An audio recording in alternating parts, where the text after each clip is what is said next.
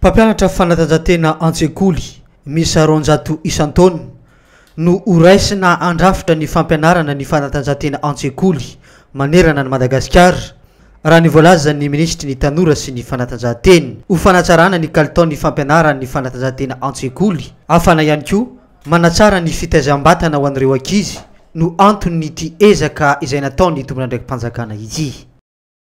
Tokony ho tomombana ny fanabeazana ara-batana izay taranja ampianarana any an-tsekoly ka manomboka amin'ny taona 2024 dia amoaka mpampianatra ara-panatanjahantena miisa 200 izay andalo fiofanana mandritra ny 2 taona ao amin'ny Académie nationale des sports ao am-pefoloa ny ministera ny tanora sy ny fanatanjahantena.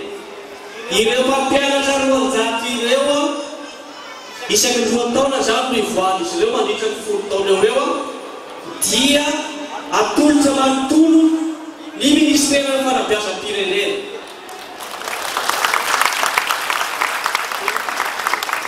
Koa matokisa ianareo fampijery ny vahaolana hoentina manatsara ny fanabeazana ara-batana any an-tsekoly ny fanjakana malagasy amin'izao fotoana izao. Iroso amin'ny fanaovana ny concours national mialohan'ny farany taona ity ho an'ireo mpampianatra mpiofana ho amin'izany izay misy 200.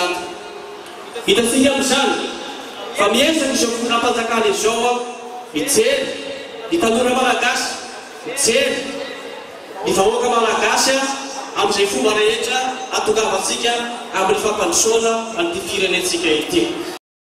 Mandritra ny 10 taona no anaovana io fandraisana mpampianatra natokana ho an'ny fanatanjahantena io ary manerana Madagasikara no iasany izy ireo. Ny tanjony dia ny anatsarana no avy ny ireo tanora fa indrindra ireo mpianatra eo amin'ny tontolon'ny fanatanjahantena.